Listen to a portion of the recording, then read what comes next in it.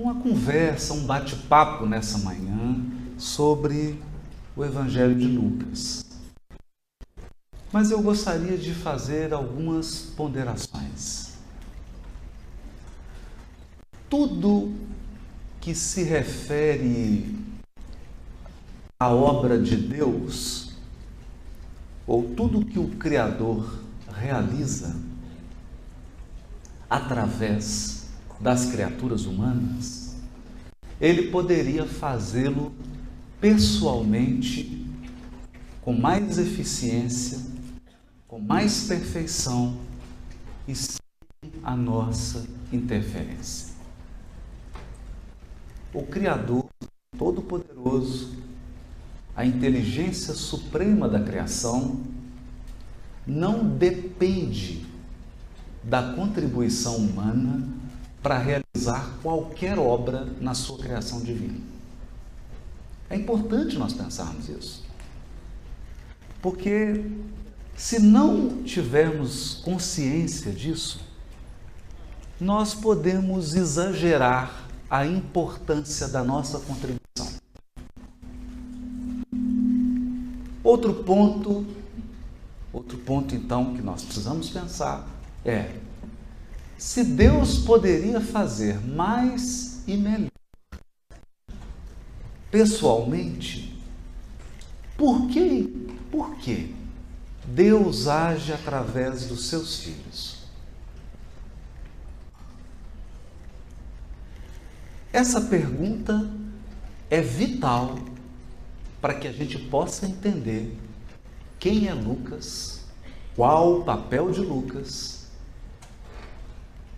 e o impacto que ele teve na vida de alguém muito importante na divulgação do Evangelho. Deus nos convoca para cooperar na sua obra porque Ele quer ver os seus filhos unidos.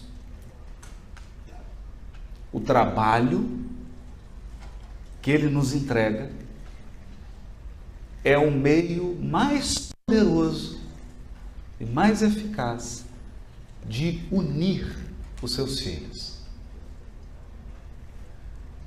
Porque quando corações se conjugam para o trabalho no bem, eles constroem uma história de afeto, uma história de amizade, uma história de amor. E a obra que eles realizam reflete esse afeto. A obra que eles fazem reflete a qualidade, as características da interação e da conjugação dos trabalhadores. Portanto, falar do Evangelho de Lucas é falar de uma profunda amizade, de um afeto enorme que uniu duas criaturas nos primeiros tempos do cristianismo na Terra. Eu me refiro à amizade de Paulo de Tarso e Lucas. Esse evangelho nasceu de uma amizade. Mas não é uma amizade ligeira. É uma amizade que perpetuou-se por décadas e décadas e décadas. Para que a gente tenha uma noção da profundidade dessa amizade, em uma de suas últimas cartas, a que ele escreve para outro grande amigo e filho espiritual, Timóteo, Paulo dirá, preso em Roma, ele escreverá: só Lucas está comigo. E diz o benfeitor Emmanuel que nesse momento ele chora copiosamente. Porque as injunções da vida desse homem, todos os martírios, todas as dificuldades encontradas para levar a obra ao final. E ele chegava ao final da obra. Naquele momento crucial da sua vida, lá estava o amigo Lucas ao seu lado. Então o tempo passa, os séculos passam, e cá estamos nós em Campina Grande falando do Evangelho de Lucas. E a gente pode começar a falar do Evangelho e perder o coração disso aqui. Perder a essência. E eu particularmente acredito que esse Evangelho chegou até hoje, e até hoje ele provoca a nossa comoção, ele chama a nossa atenção por conta das relações que foram construídas para que essa obra acontecesse. E toda vez que alguém abre o Evangelho de Lucas, toda vez que alguém se propõe a estudar o Evangelho de Lucas, essa pessoa, e hoje nós sabemos qual é o mecanismo, essa pessoa que abre o Evangelho de Lucas entra em contato ou mergulha nas vibrações dessa amizade espiritual que perdura até hoje. Porque o apóstolo Paulo e Lucas estão vivos e operantes. E a amizade dos dois perdura, continua. Não sabemos onde eles estão, o que eles estão fazendo nesse sábado de carnaval, mas os dois amigos continuam juntos. A história, o afeto, os laços da alma são mais importantes do que a obra. Essa é a essência do cristianismo. É por isso que Jesus não convida pessoas para fazer coisas. Eu vou repetir. Jesus não convida pessoas para fazer coisas. Jesus convida primeiro as pessoas para que elas criem laços afetivos. Depois que os laços afetivos são criados, aí ele pede alguma coisa como fruto dessa união. Ao trabalho que você faz na casa espírita, o passe que você dá, o evento que você organiza, a palestra que você dá, o livro que você escreve, é apenas fruto. Mas se esse fruto não tem árvore, ele não perdura. Ele não perdura. E a árvore que vai manter a vitalidade desses frutos são as relações, os laços afetivos criados em nome do Cristo. Certo? Jesus dirá a Simão Pedro, como narra Humberto de Campos no livro Boa Nova: Simão, os afetos da alma são laços misteriosos que nos conduzem a Deus. Laços misteriosos que nos conduzem a Deus. Querem ver? Paulo de Tarso havia perdido tudo. E ele não perdeu por conta de um decreto divino. Ele não perdeu porque Jesus determinou que ele entregasse para que pudesse trabalhar no Evangelho. A maior parte das coisas que Paulo de Tarso perdeu, perdeu por teimosia, perdeu por orgulho, perdeu por ser um espírito inflexível, um espírito que não tinha conseguido construir docilidade, afabilidade, adaptabilidade. Paulo, ou melhor, Saulo, não conseguia se adaptar às circunstâncias da vida, porque ele queria que as circunstâncias da vida se adaptassem a ele. Então, Saulo é o modelo do encarnado. Saulo é o tipozinho do encarnado. E o encarnado é uma criança de 5 anos de idade que vai para a praia e fica dando ordem para o mar. Para de fazer onda. Vai para a esquerda. Vai para a direita. E o mar desobedece com elegância e energia.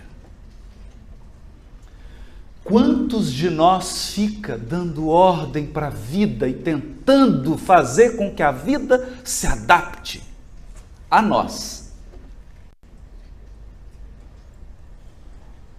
E de vez em quando passa alguém matuto com a sua prancha e surfa na nossa frente. E aí que a gente fica com mais raiva ainda.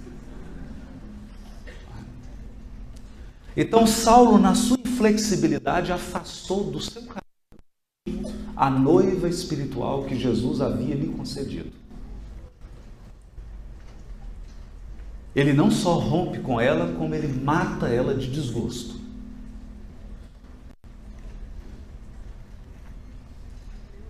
Saulo afastou do seu caminho um cunhado maravilhoso. O meu é gente boa, mas esse do Paulo, Estevão. Já pensou? Estevão. Você chega assim e fala, vai ter almoço domingo lá em casa, quem vai? Meu cunhado, Estevão. Minha noiva, Abigail. E quem que vai fazer o café? Ananias. Então ele estava cercado de figuras, mas ele deu um jeito de fazer com que o cunhado terminou com a noiva, e como ele tinha um mestre que era quase um pai que o havia formado, o que ele faz? Bom, o que os encarnados fazem. Brigou com Gamaliel.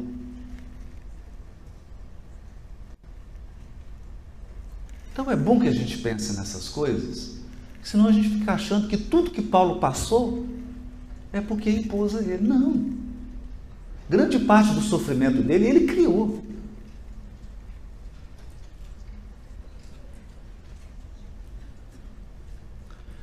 Então lá estava Paulo. Havia passado 3 anos em Palmira, no deserto.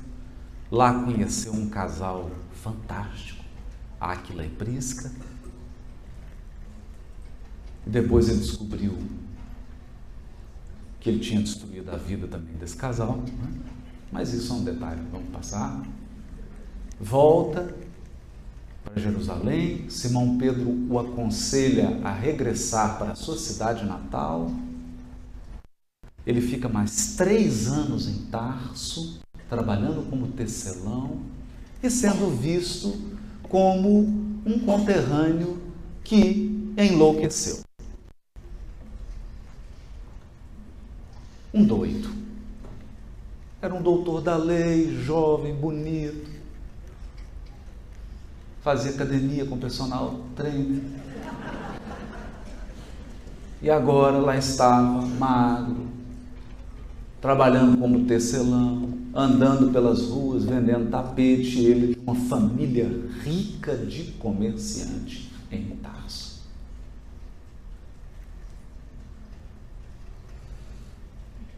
Aí ele recebe, estou contando essa história para que a gente adentre no que são relações, os afetos da alma. São laços misteriosos que nos conduzem a Deus.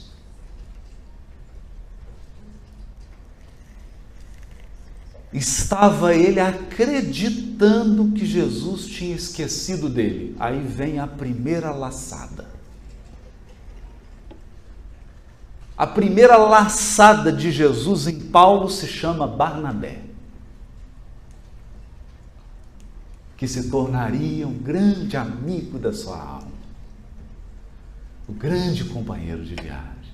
É através desse coração que Jesus laça Paulo e puxa. E ele vem para Antioquia. Mas quando ele chega em Antioquia, ele inicia o seu trabalho, tem que reaprender a se comunicar na pauta do Evangelho. Porque uma coisa é você comunicar em outros setores, outra coisa é você comunicar nas bases do Evangelho. E ele tem que reaprender tudo. A escola será arrumar as cadeiras da igreja e ir conversando com as pessoas simples que chegavam antes da hora. E conversando com as pessoas e arrumando as cadeiras, talvez você, ou talvez eu, talvez nós encarnados, que temos o hábito de olhar só para fora, porque nós temos o hábito de olhar só para aquilo que pode ser tocado. Talvez você pense assim, nossa, mas Paulo de Tarso arrumando cadeira?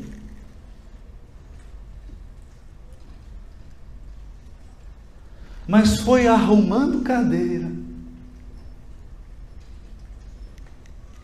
que ele passou a conhecer a angústia das pessoas que procuravam Jesus.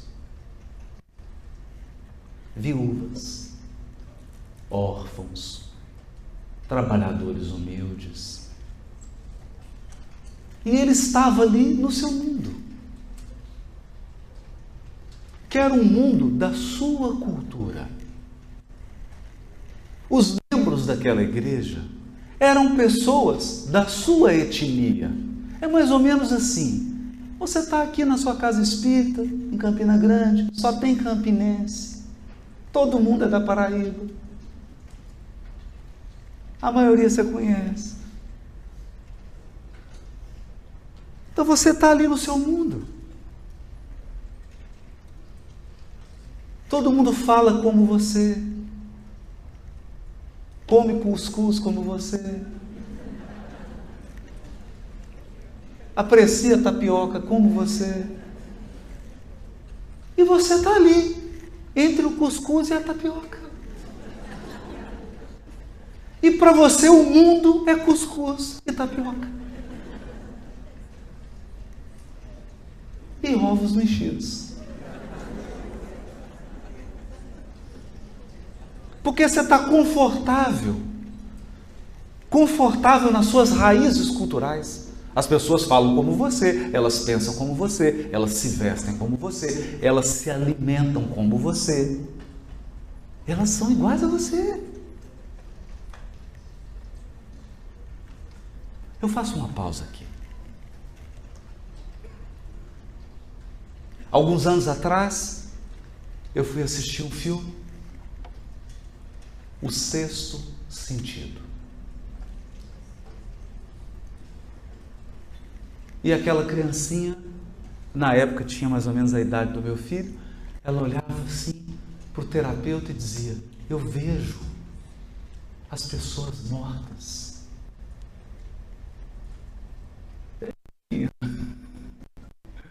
Eu vejo as pessoas mortas. E aí, no final do filme, vou dar um spoiler aqui para quem não viu, Mas também, gente, pelo amor de Deus, já tá. Se você não viu, né? No final do filme, você está lá acompanhando, o terapeuta atende. Você vê os mortos? Vejo os mortos. Deve ser algum distúrbio, deve ser alguma coisa. No final do filme, o terapeuta descobre, ele estava morto. Então eu saí impactado com aquilo. E eu pensei assim, por que nós espíritas nunca conseguimos fazer um filme tão inteligente, tão bonito quanto esse?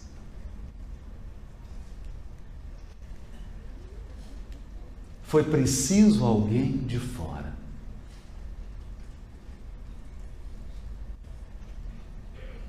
Foi preciso um cineasta e um roteirista de fora para captar aspectos sutis. Foi preciso alguém de fora para ter uma sensibilidade que nós estamos dentro, não tínhamos.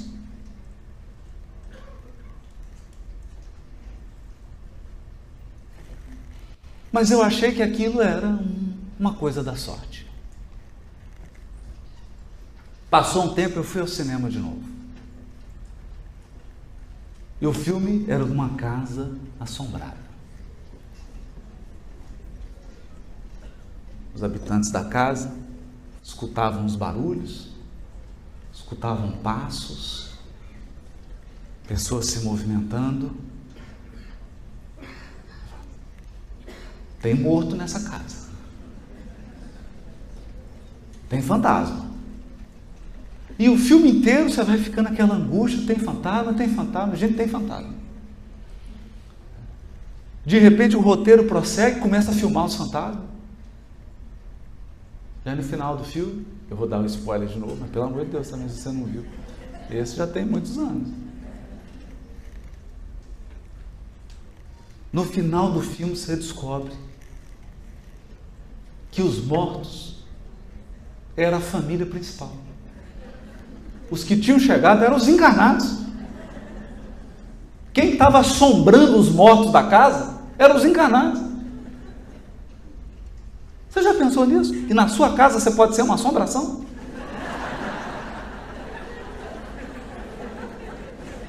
Que você está botando medo no pessoal que mora lá?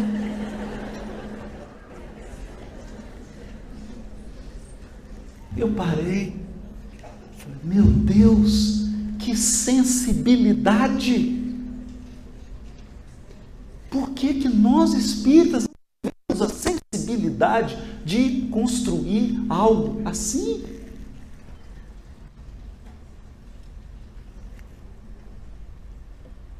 É porque o de fora,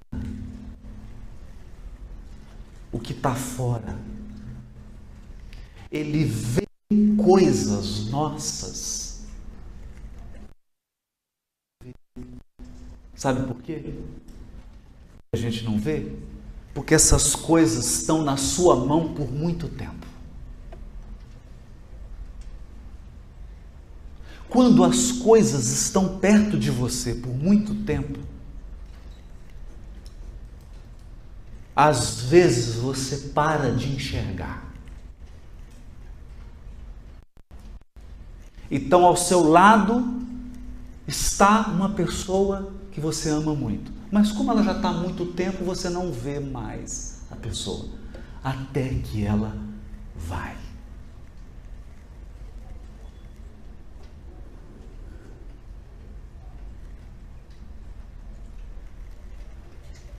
Então, talvez a gente não veja mais o Livro dos Espíritos, porque ele está há muito tempo nas nossas mãos.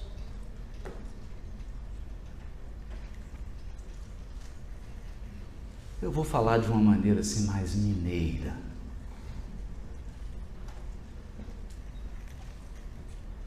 A pior coisa que tem é dar milho para galinha gorda.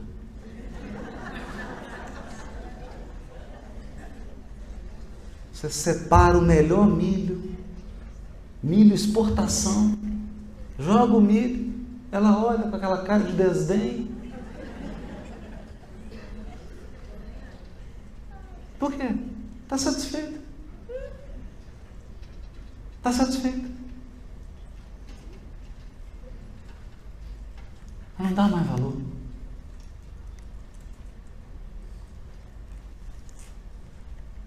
Então aquelas pessoas tinham 1500 anos de tradição da primeira revelação. Aquele povo havia recebido centenas de missionários que deram as suas vidas para que o monoteísmo se implantasse na terra. Eles eram galinhas gordas.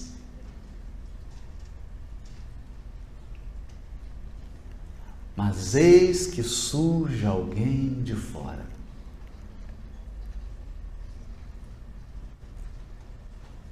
Chega um médico, e não é um médico assim que trabalha num local, não. Era um médico de navio. Trabalhava dentro de uma embarcação e essa embarcação percorria o Mediterrâneo todo. Esse médico conhecia o mundo todo, lembrando que naquela época o mundo todo era o Mediterrâneo. O mundo todo era o Mediterrâneo. Ele andava pelo mundo. Era um peregrino, um médico peregrino, que viajava, que conhecia tantas culturas diferentes, tantas pessoas diferentes. Ele conhecia o cuscuz e a tapioca, mas conhecia também o pão de queijo, conhecia o chimarrão, conhecia o vatapá, conhecia muita coisa, conhecia dezenas de idiomas, diversas maneiras de se viver, de se vestir.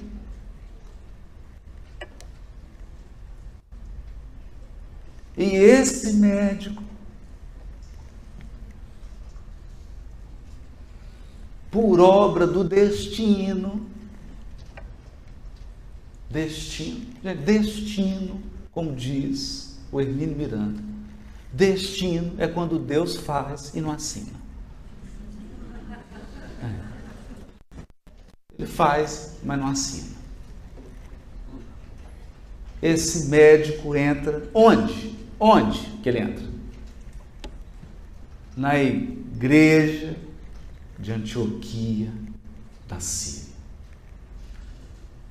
Quem está lá arrumando cadeira? Paulo. E é ali, na hora que ele entra, você está vendo a cena? Ele entra, Paulo olha para ele, ele olha para Paulo. Nasce o Evangelho de Lucas.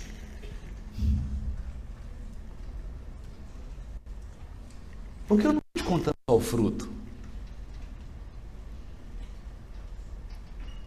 Para você dar uma dentada numa maçã, primeiro a semente teve que ser plantada, a árvore teve que crescer, criar raízes, abrir-se folhas, flores, aí o fruto para você comer.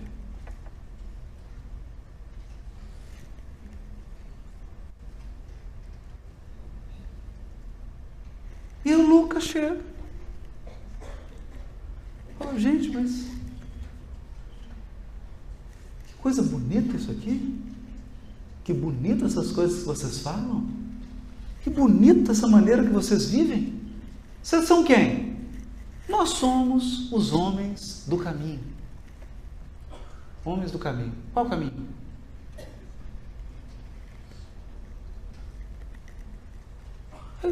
Você imagina? Até o Paulo arregalou o olho e falou, não tinha pensado nisso. Qual o caminho? O caminho tem tudo quanto é tipo de caminho. Os homens do caminho da mentira. Os homens do caminho. Qual o caminho?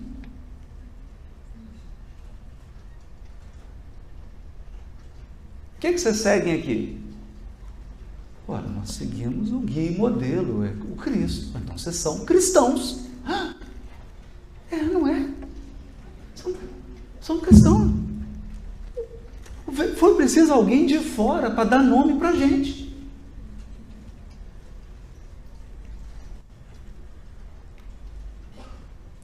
Percebe? Foi preciso alguém de fora para dar nome para a gente. Vocês são cristãos, vocês não seguem o Cristo? É o Cristo cristão.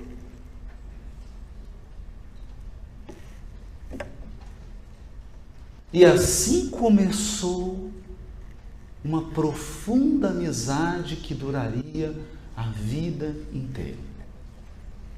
Certa vez Paulo estava numa dessas viagens, chegou, acabou o dinheiro, acabou o recurso, acabou tudo.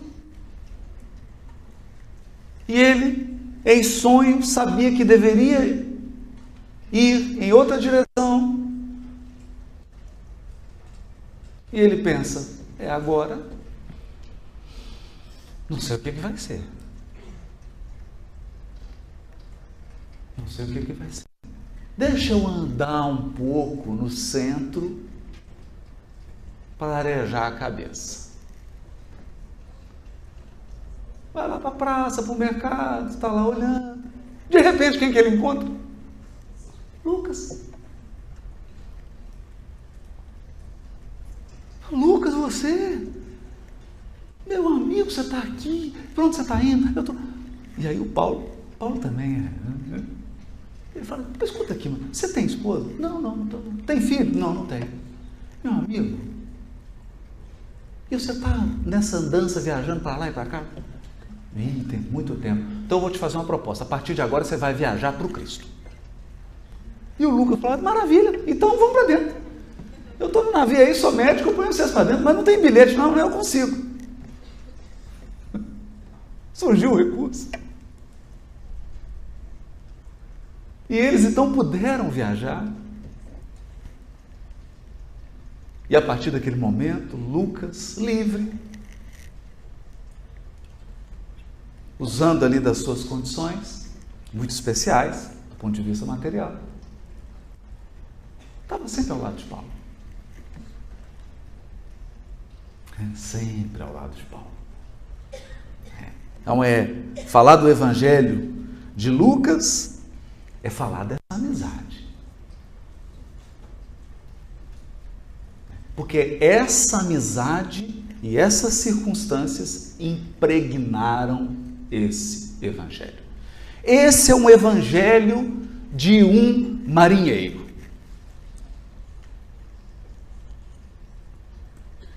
Esse é um Evangelho do viajante.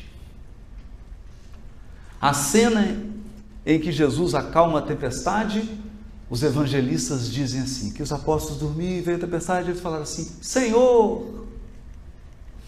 Lucas coloca assim, e os apóstolos dormiam e quando viram a tempestade falaram, comandante! Comandante. A palavra é comandante. Cheio de expressões náuticas, um evangelho que deu um trabalho para traduzir, que eu tive que aprender o que é proa, popa, e fazer uma confusão, o que é popa, o que é proa. Aí criei um mnemônico, mas não vou falar aqui porque ele é meio inconveniente. Atracar, ancorar, zarpar. Então ele usa essa linguagem do seu universo para descrever uma grande viagem.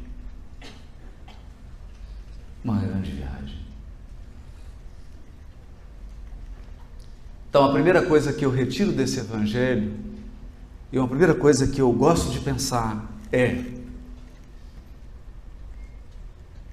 a maioria de nós está sendo massacrada por um tempo muito cruel.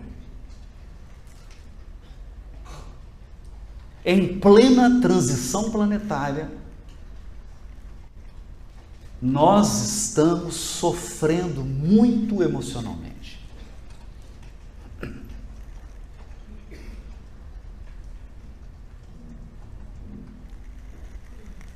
E talvez grande parte desse sofrimento se deva a uma perspectiva equivocada do que seja a vida.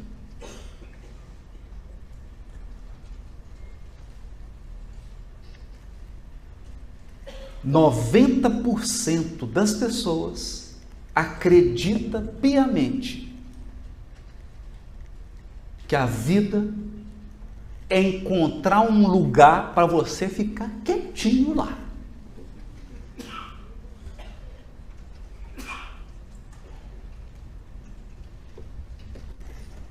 Quietinho.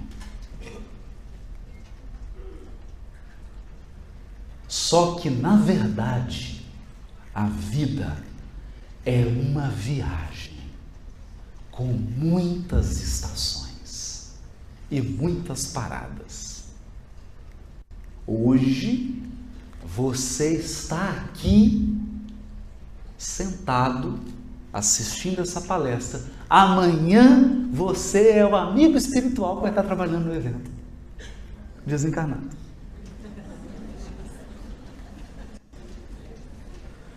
Porque o berço é uma embarcação e o caixão também.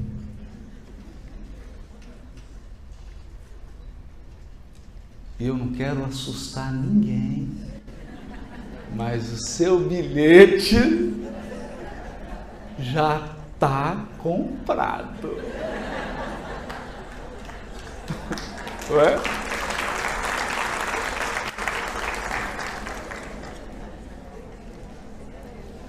Então, de fato, esse é um evangelho em que Jesus é um comandante. Ou se você preferir que eu use uma terminologia espírita, esse é um evangelho em que Jesus é o guia.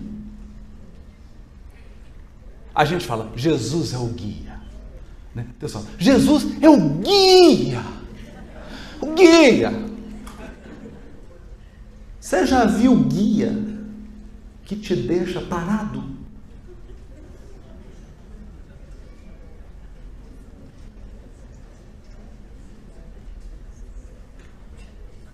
Ter um guia é um negócio meio desafiador. Que hoje você está aqui, amanhã não mais. Onde você vai estar amanhã? Hoje você está aqui na sua casa e tem X pessoas ao seu lado. Amanhã está só você. Estou assustando, né? Mas não é esse o objetivo.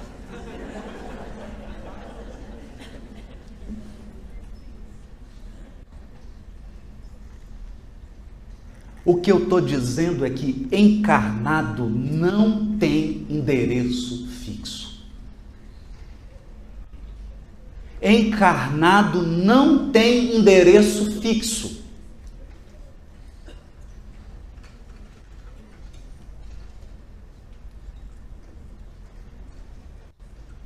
Então, se alguém te perguntar, qual que é seu CEP?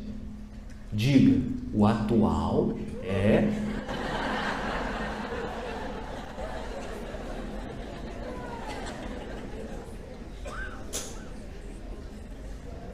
Porque numa hora inesperada, a hora que você estiver indo correndo para cumprir um compromisso, você está atrasado, atarefado, vai chegar uma pessoa e falar assim, meu filho, nosso lar está de portas abertas para te receber.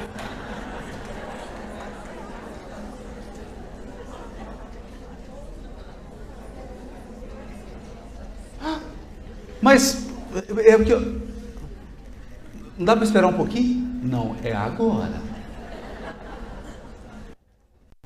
Agora.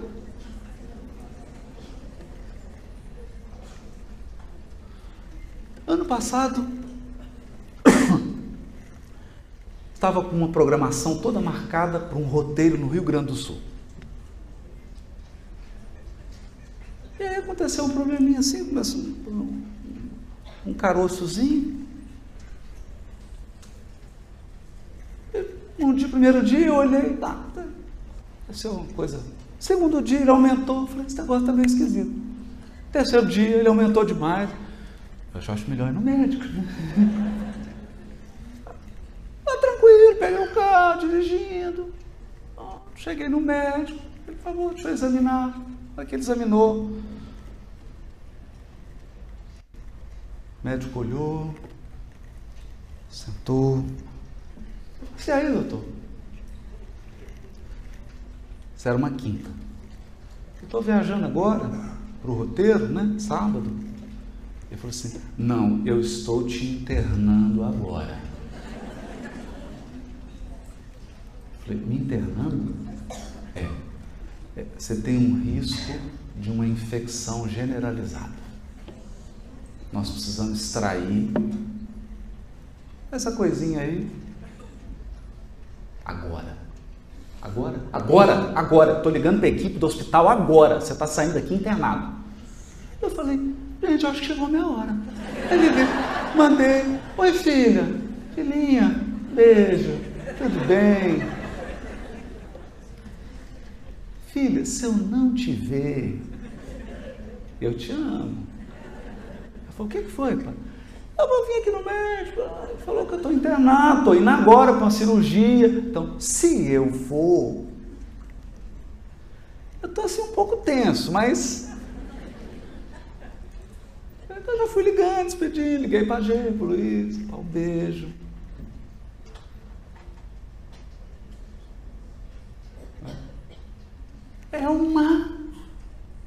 Com o roteiro marcado, 7 cidades, palestra. E aí? Mas fiquei. Se fosse um homem de bem, teria morrido. Então, fiquei, porque o Evangelho de Lucas é isso. O Evangelho de Lucas é isso. Tanto é isso que nós temos uma estrutura que vai do capítulo 9 até o capítulo 28. O Evangelho de Lucas tem 3 blocos. Um bloco enorme, um bloquinho que é o final e um bloco um pouquinho maior que é o início. Esse bloco enorme é o quê? É uma viagem a Jerusalém. Então, se eu pudesse resumir, resumo o Evangelho de Lucas em uma palavra: viagem. É uma viagem. É uma peregrinação.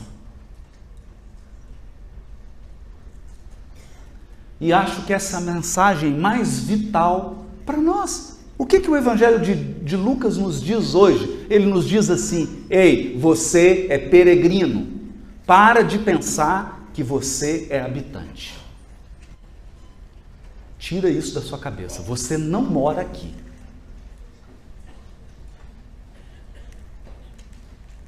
Você não mora aqui.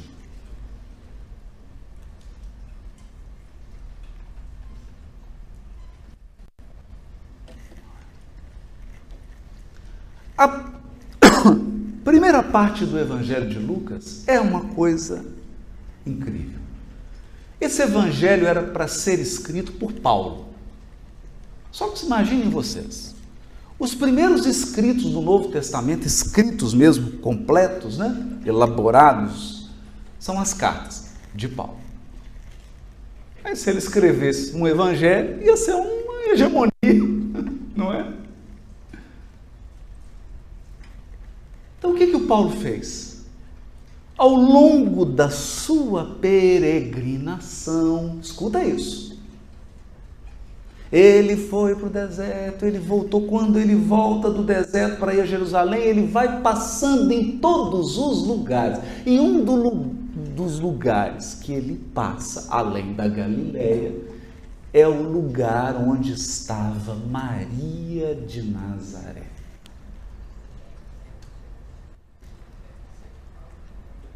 Gente, é um perigo quando um estranho encontra a sua mãe. Porque a mãe conta coisas sobre a gente. Eu chego lá e falo: mãe, só não pode falar isso não, mãe. Só está me entregando. Então, Paulo chegou lá para Maria e ela entregou tudo.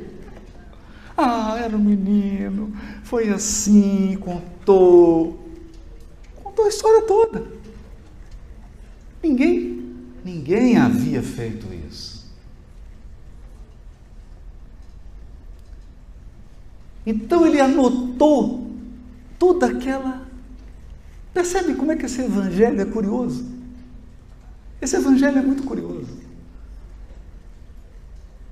E aí ela contou do José, como é que conheceu o José, e da viagem que fez, e do recenseamento, e da manjedoura, e que tiveram que sair, e foram para Nazaré, e a infância, e o templo, e o que aconteceu, e as coisas de mãe.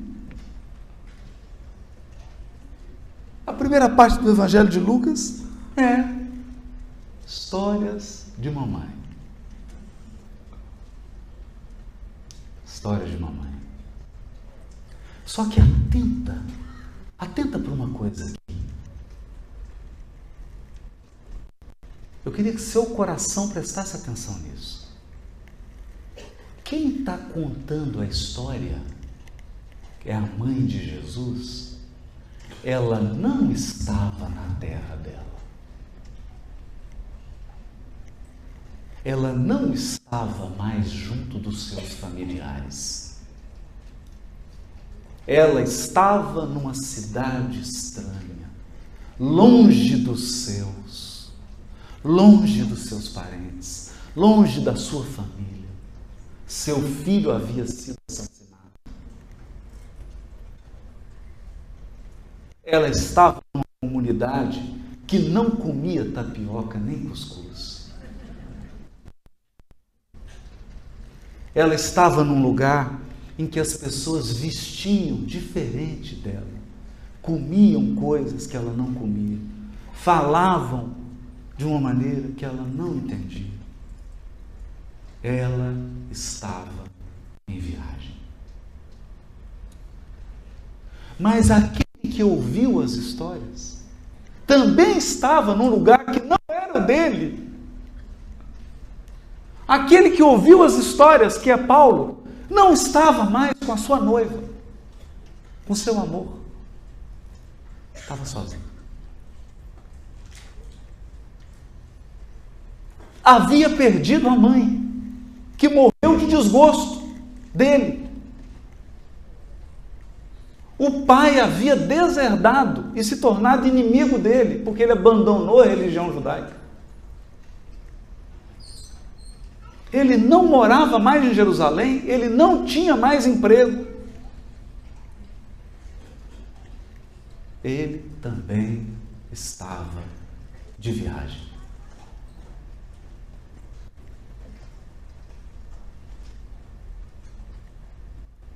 Dois corações peregrinos trocando confidências.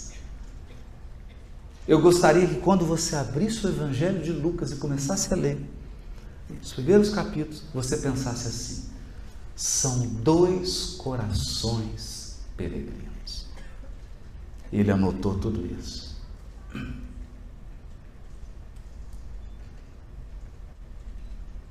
Anotou tudo. E quando ele estava preparado para escrever esse evangelho, talvez com essa estrutura, porque a estrutura do Evangelho de Lucas, ela é um primor. E isso é de Paulo. Essa concepção é de Paulo. Só que aí, o que aconteceu? E aí, o que aconteceu? Paulo, que planejava fazer uma viagem, e agora ele já estava acostumado, ele já havia entendido que a vida é uma viagem, então o que nos cabe é pelo menos planejar a viagem. Já que nós não podemos ficar parados, que a gente pelo menos planeje o deslocamento. Que o nosso deslocamento seja um pouquinho mais inteligente. Então ele planejava uma viagem para Roma, a viagem dos seus sonhos. Só que ele foi interrompido por uma coisa chamada destino, que é quando Deus faz e não assina. Uma carta de Tiago Menor conclama, roga, pede, grita para que ele vá a Jerusalém. Ele vai, mas nunca mais será um homem livre. Se é que ele era.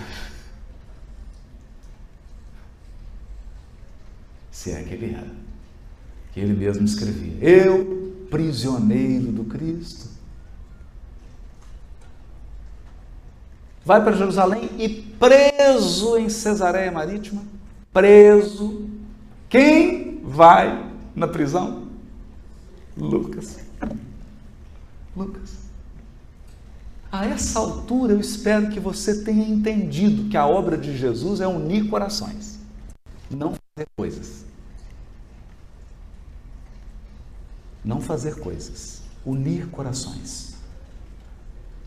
Então ele se encontra com Lucas e fala: Lucas, eu não saio daqui. Algo me diz que essa é a última viagem dessa minha viagem.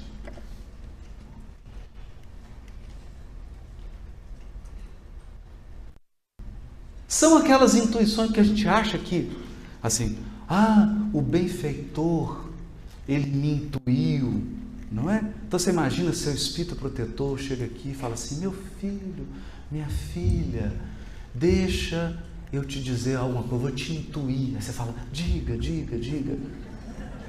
Você vai desencarnar.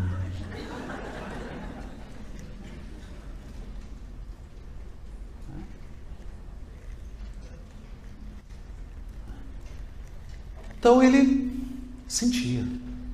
Ele fala: eu vou para Roma, vou ficar lá um tempo, mas dessa eu não saio. E ele sentiu isso porque ele ficou 2 anos aguardando para o juiz olhar para o processo dele. Esse judiciário também, hein? Meu Deus. Aí, chegou o outro, ficou mais um tempo, ele percebeu. Então o que ele fez? Lucas, toma, escreve você. Escreve você. Porque tem que colher mais alguns informes, Lucas. Tem algumas coisas aqui. Lucas, eu perguntei. Volta lá, Lucas. Tem umas coisas aqui que precisa pesquisar mais. Vai. Estou preso. Você está livre.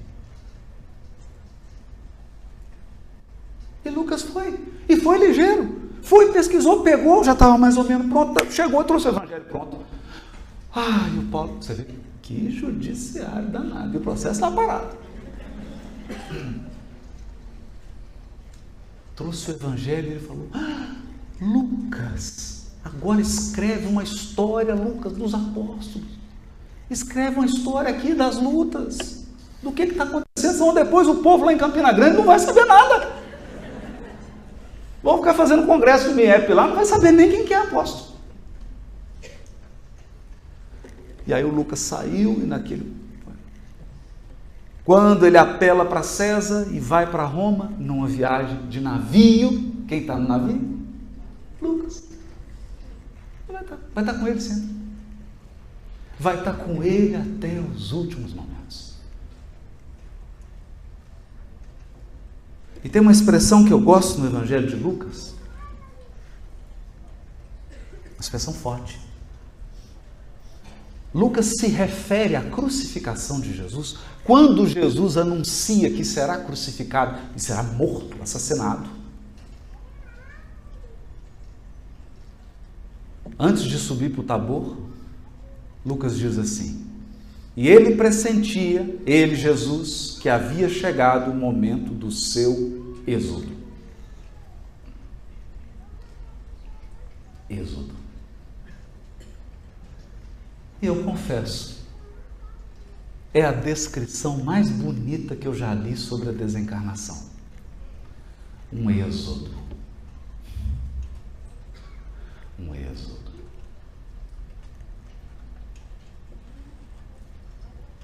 O momento em que o Senhor Todo-Poderoso te tira da escravidão da carne e do corpo.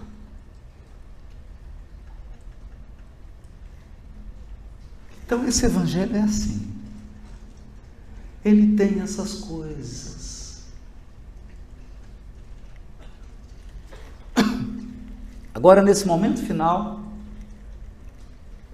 eu queria comentar um pouquinho sobre a estrutura dessa viagem.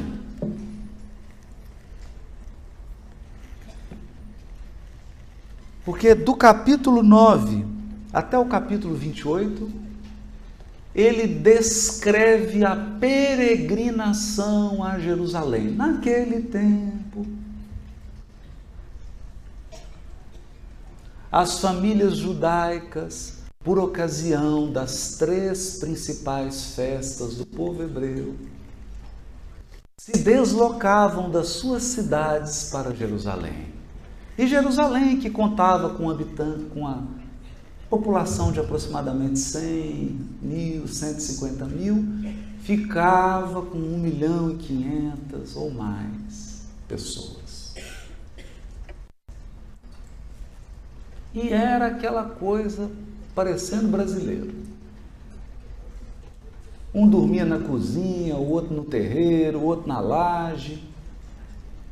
As famílias recebiam aquele tanto de gente porque as pessoas peregrinavam na Páscoa, em Pentecostes e na festa que hoje a igreja chama de festa de Ramos, festa das tendas. Essas 3 festas. Por que essa determinação bíblica?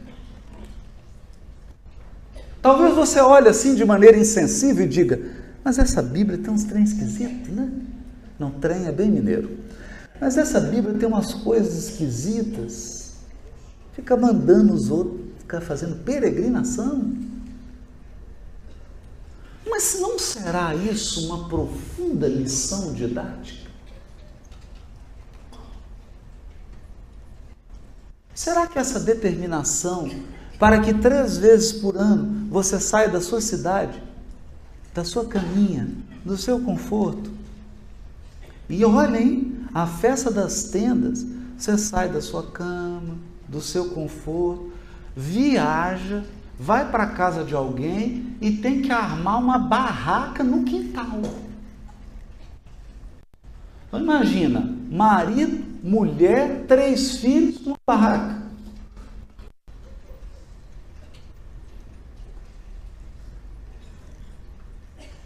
Fala, isso não é de Deus. Isso não é de Deus. Não é de Deus. Porque quando você fazia essa viagem, aí a mulher pensava assim: será que eu levo a maquiagem toda? Vai dar 2 malas. Vai ficar carregando esse negócio. Depois, onde que eu vou pôr essas malas na barraca? Eu acho melhor levar só um batonzinho e um pozinho, né? Não tira assim as ruguinhas, tirar a olheira, um batonzinho, tá bom. Então todo mundo levava o mínimo, chegava lá na barraca e esquecia que tinha as coisas. Esquecia que tinha uma casa, esquecia que tinha um camelo. Porque vai chegar um dia que você vai ter que esquecer que tem todas essas coisas.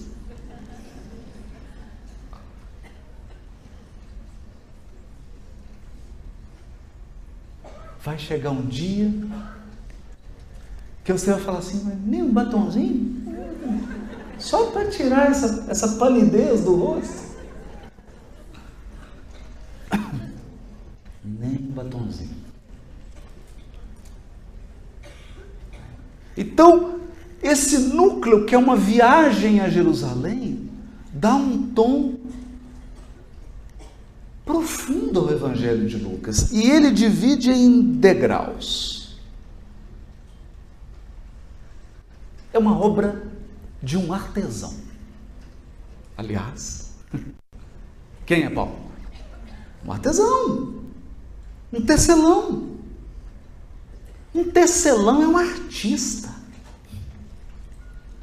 Ele pega fios e junta, e vai fazendo figuras e cores, não é? Aí sai um tapete, sai uma coxa. Ele é um artesão. Então isso aqui ele juntou fios, isso aqui é uma obra de arte. Tem 10 degraus? 10. Por que 10? Por que 10? Porque 10 nos lembra que o povo hebreu era dividido em 12 tribos. Mineiros, paraibanos, paulistas, gaúchos. Mas aí 10 se separaram.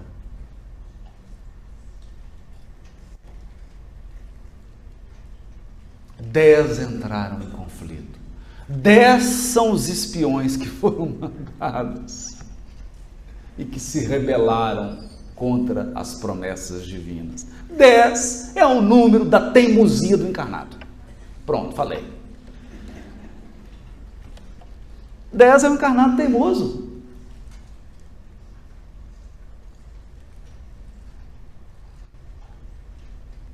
Dez é aquele encarnado que Deus fala assim, vai melhorar. Ele fala, não vai. Isso passa, não passa.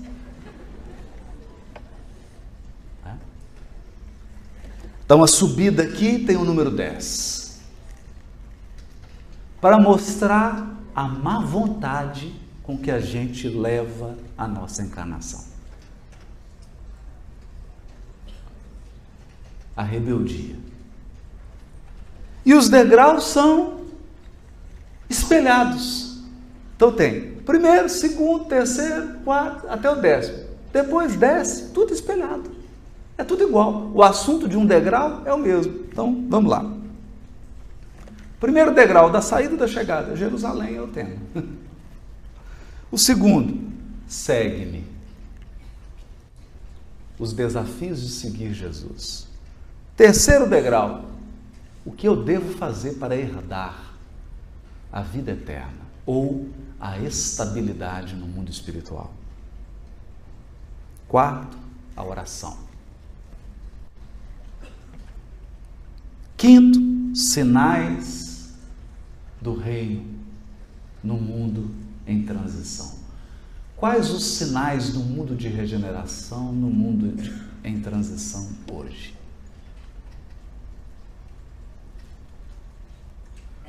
Sexto, dinheiro. Tem gente que não sai desse degrau aqui, fica. O sétimo, o reino. O oitavo, o chamado, a convocação que cada um de nós recebe. 9, a natureza do reino. O que é mesmo esse reino de Deus? E o 10 chega em Jerusalém de novo.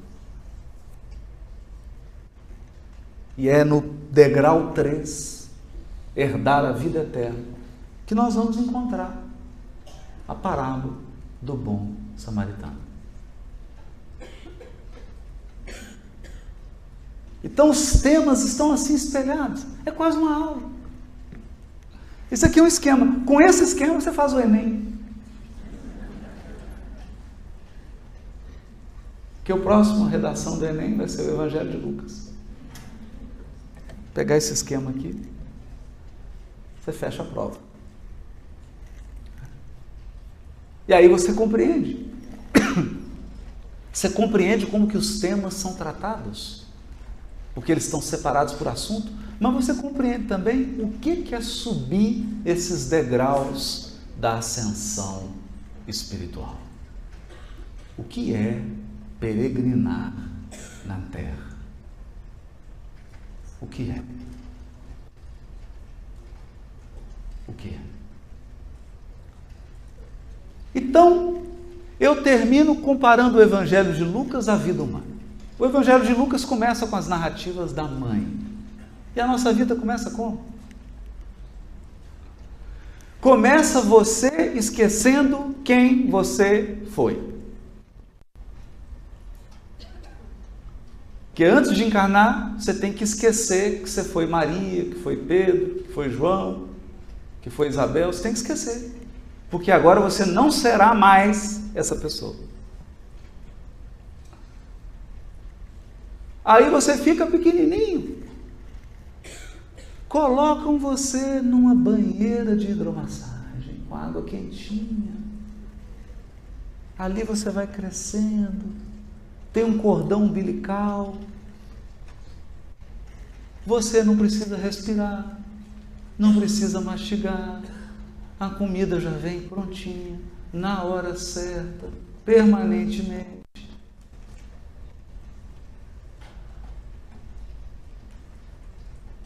O clima é sempre agradável. E ali você está. Você não sabe quem você é, você não sabe para onde você vai, mas também você não tem IPTU, condomínio, não tem que escovar o dente, não tem que tomar banho. Começa, a vida começa na intimidade de uma mãe. Arrancam a gente daquele lugarzinho quentinho. Estou falando isso que a minha pediatra está aqui. Santana. Te arranca, corta seu cordão umbilical. Você tem que respirar sozinho agora. Você tem que comer sozinho. Você tem que comer. Um frio danado. Colocam você de cabeça para baixo.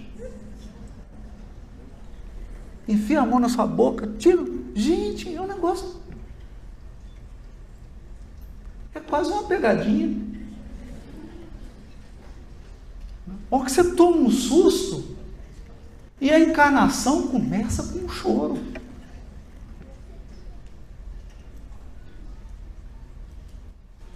Começa com um choro.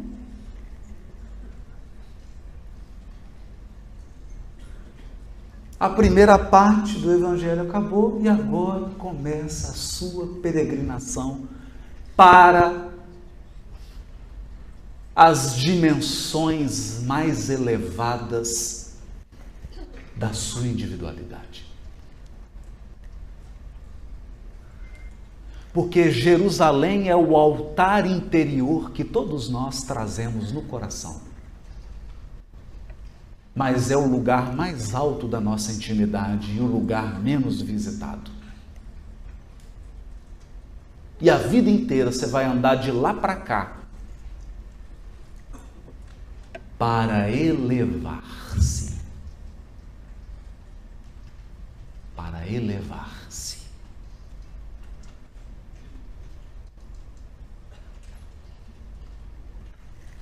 E como termina o Evangelho? Termina menos espelhado como começou.